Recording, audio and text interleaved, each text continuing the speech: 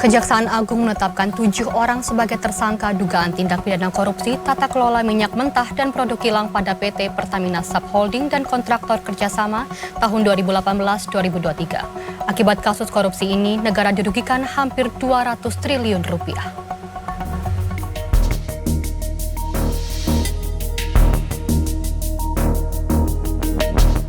Setelah diperiksa intensif, Kejaksaan Agung menetapkan 7 orang tersangka atas dugaan tindakan pidana korupsi tata kelola minyak mentah dan produk kilang pada PT Pertamina Subholding dan kontraktor kerjasama atau KKKS tahun 2018-2023. Para tersangka terdiri dari 4 pejabat PT Pertamina dan 3 orang dari pihak swasta. Mereka adalah Direktur Utama PT Pertamina Patraniaga, Rifa Sihaan, Direktur Utama PT Pertamina International Shipping, Yoki Fernandi, Direktur Optimalisasi dan Produk Pertamina Kilang Internasional, Sani Dinar Saifuddin, Vice President Feedstock Management PT Kilang Pertamina Internasional, Agus Purwono, Direktur Utama PT Orbit Terminal Merak sekaligus Komisaris PT Jenggal Maritim Nusantara, Gading Ramadan Judo, Komisaris PT Navigator Katulistiwa sekaligus Komisaris PT Jenggala Maritim Nusantara, berinisial DW, dan Beneficial Owner PT Navigator Katulistiwa berinisial MKAN. Berdasarkan fakta penyidikan, para tersangka diduga terlibat mengimpor minyak mentah produk kilang untuk keuntungan pribadi.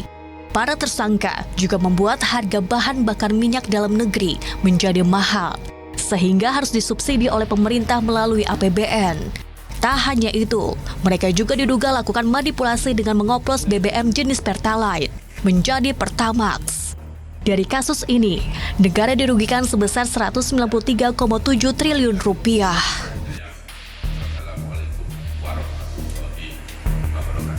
PT Pertamina Patraniaga melakukan impor produk kilang.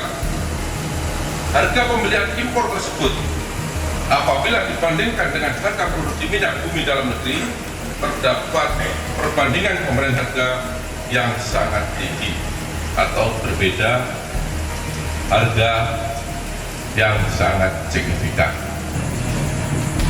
Pada saat telah dilakukan pengadaan impor minyak mentah dan impor produk kilang, diperoleh fakta adanya markup kontrak shipping atau pengiriman yang dilakukan oleh tersangka YF selaku Direktur Utama PT Pertamina International Shipping, sehingga negara mengeluarkan fee sebesar 13 sampai dengan 15% secara melawan hukum, sehingga tersangka MKAN mendapatkan keuntungan dari transaksi tersebut. Untuk kepentingan penyidikan, ketujuh tersangka langsung ditahan di rutan Kejaksaan Agung selama 20 hari pertama. Penyidik masih terus mendalami kasus ini, termasuk menelusuri aliran dana dan dugaan keterlibatan pihak lain. Sementara, PT Pertamina Persero menghormati proses hukum yang menyeret para pejabatnya dalam kasus dugaan korupsi tata kelola minyak mentah dan produk kilang PT Pertamina Persero, Subholding dan kontraktor kontrak kerjasama tahun 2018-2023. Pertamina berharap proses hukum dapat berjalan lancar dengan tetap mengedepankan asas praduga tak bersalah dan siap bekerja sama dengan aparat berwenang. Pertamina menghormati Kejaksaan Agung dan aparat penegak hukum yang menjalankan tugas serta kewenangannya dalam proses hukum yang tengah berjalan di Subholding Pertamina. Pertamina juga siap bekerja sama dengan aparat berwenang dan berharap proses hukum dapat berjalan lancar dengan tetap mengedepankan asas hukum praduga tak bersalah. Di tengah proses tersebut, Pertamina memastikan bahwa layanan distribusi energi kepada masyarakat di seluruh Indonesia tetap berjalan lancar.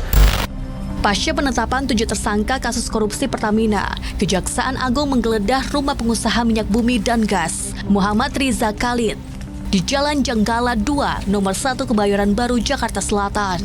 Penyidik kemudian memasuki rumah berlantai 3 tersebut untuk mencari sejumlah barang bukti keterlibatan Riza dalam dugaan korupsi ini. Selain rumah, penyidik juga menggeledah kantor Muhammad Riza Khalid di Gedung Plaza Asia lantai 20 Jakarta.